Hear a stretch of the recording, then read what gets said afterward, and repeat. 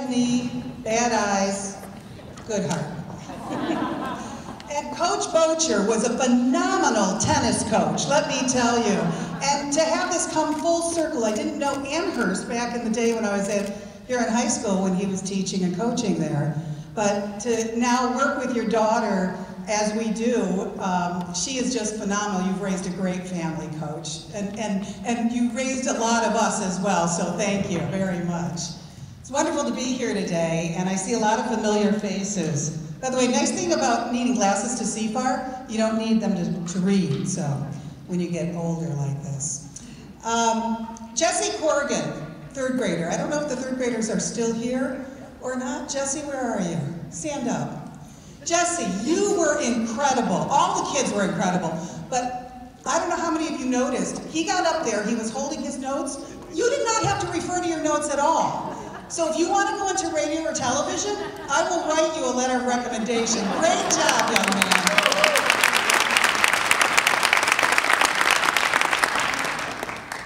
There was a business owner who became concerned when another business, just like his, set up shop right next door and put up a big sign. And that sign said, "Best deals." And wouldn't you know it, another business set up shop right next door, same kind of business, put up an even bigger sign, and it said, "Lowest prices." So you've got best deals over here, you've got lowest prices over here, and here sits this guy in the middle wondering, how am I going to sell my stuff? And then he got creative, and he put up the biggest sign of all, and it said, "Main entrance."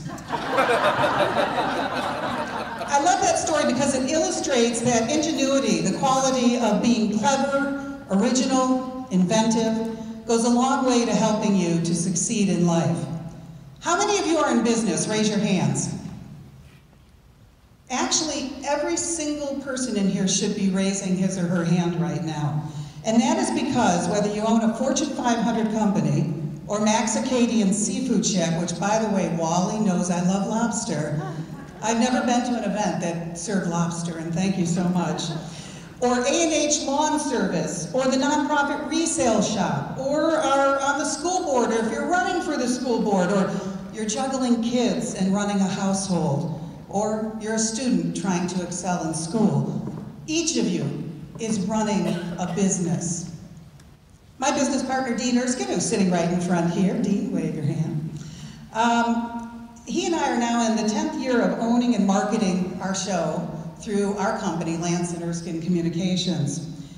And at the downturn of the economy, Dean came to me. We'd been longtime colleagues, both of us in radio, decades and decades and decades. He, a few more decades than me.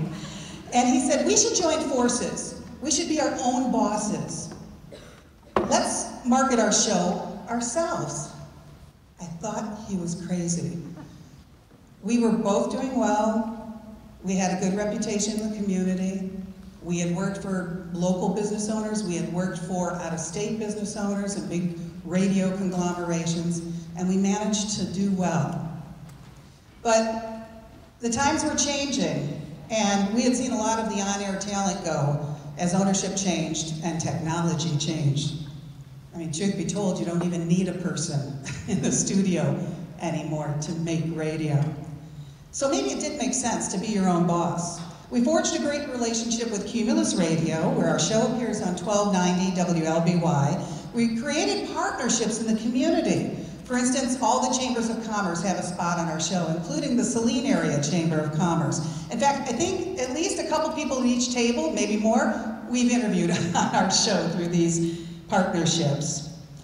And we gave all of those people a great way to target their market via advertising through our show segments. Every day we're talking with entrepreneurs on the Lucy Ann Land Show. And here's what I've noticed, and you've heard this already over and over again today, and I'm going to echo it. Entrepreneurs, they have to be good communicators. They have to know how to tell their story. They have to be good collaborators. What partnerships can they create that will help their business grow? And look at the great relationships the foundation has forged with area businesses. I've never seen such an exciting, eclectic, electrifying community when it comes to the business community and its support of the endeavors here. And I lived nearly all my life in Ann Arbor and just moved here and built a house here 3 years ago. And I'm so glad I did. My brothers came here first, and they had been telling me, come to Saline, you're gonna love it here. I said, Saline, really? It's so small. You're gonna love it here.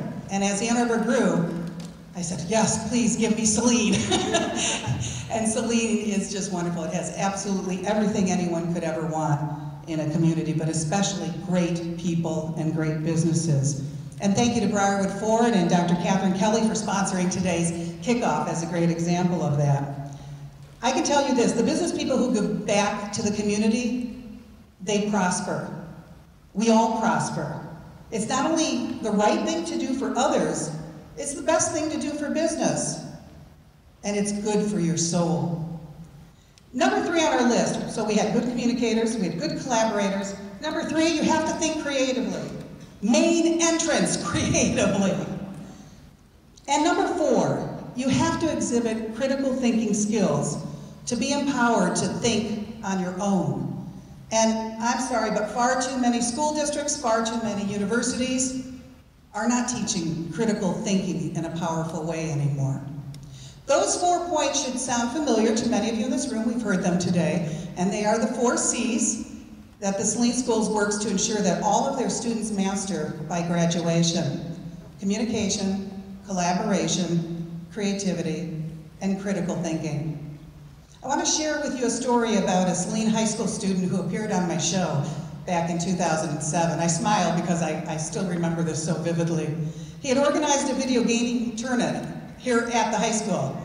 See Dr. Graydon shaking his head? Yeah, he knows. It was sanctioned by the school, this video gaming tournament, but then Pittsfield police got involved because someone thought that perhaps it shouldn't go on in the high school because the game they had chosen was rated mature. Now, I don't think I was the first one to do this, or to mention this to this young man, but on the air, I suggested to him that he may want to turn his video game tournaments into a fundraiser for a nonprofit. Be a great way to curry favor in the community. This young man did just that by creating Gamers for Giving, raising money for autism research that year by collaborating with the Autism Society of Washtenaw County. But Zach Weigel's story doesn't end there. Today, he is the founder and CEO of Gamers Outreach Foundation, a nonprofit that funds the construction of these portable gaming kiosks, which they provide to hospitals around the country. Gamers Outreach also supplies video game care packages to U.S. soldiers serving overseas. And they do all of this through these video gaming tournaments across the country where they raise hundreds of thousands of dollars.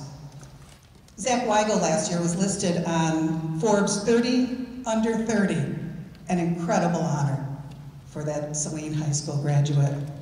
He and many other Saline High grads exemplify what it means to think creatively, to collaborate, and the one I love the most, to give back. I have a niece and 3 nephews who have benefited from the opportunities in the Saline schools. Upon graduation, my niece traveled the world, right out of high school in Saline. She mastered many languages. She now is based in Europe to this day. We still hope to get her back home. Her brother became an accomplished cellist, but he didn't stop there. Today he works in software development for a company in Ann Arbor. And he came back home with his family and has 2 kids. My youngest nephews are twins who have autism. They remind me every day how great things can happen when we champion those who are challenged. And the Connecting Club, what a wonderful, wonderful place that is. Because we have got to make those connections for all people in our schools and in society today. The Foundation for Saline Area Schools, under the superb direction of Amherst Christ and the board, ensures that innovation flourishes in our district. And it happens because of the partnerships in this community, from the businesses who support these endeavors to the community members and you parents who give from your hearts. In today's world, supporting our schools takes much more than voting yes for millages. And don't worry, Scott, we're all going to vote yes for the millages. Because frankly, there just aren't enough tax dollars to provide the kind of opportunities it takes to develop young people for the jobs of tomorrow. So that's where we come in, all of us. I believe our children are our greatest legacy, and would you agree with that? Not a name on a building, not money we leave in the bank when we go, but our children, their children, and the generations to come. So let's make sure they achieve their full potential by preparing them for the future. And not the future we envision, but the future we can't even imagine. The future that these kids out here are already starting to realize of what's to come. And today you have an opportunity to do that. So let's invest in these children who will be defining what our tomorrows look like. Take a look at the envelopes on your table, if you would now, please. Right here, everyone pick up their envelope and open those up. There's a pen there as well. There are 220 people here today, 220 at this foundation kickoff. If each person is able to contribute $100, we would raise $22,000. So that the next Zach Weigel out there will have the opportunity to learn in an environment that supports innovation, creativity, and critical thinking. I've already written my check. I hope you will too. I hope you join me in doing so. We're so quick to go buy a lottery ticket. We'll play the stock market. It's all speculation. Let's invest in these students because the return will be infinite. They are our main entrance into the future that we can't even imagine. Thank you.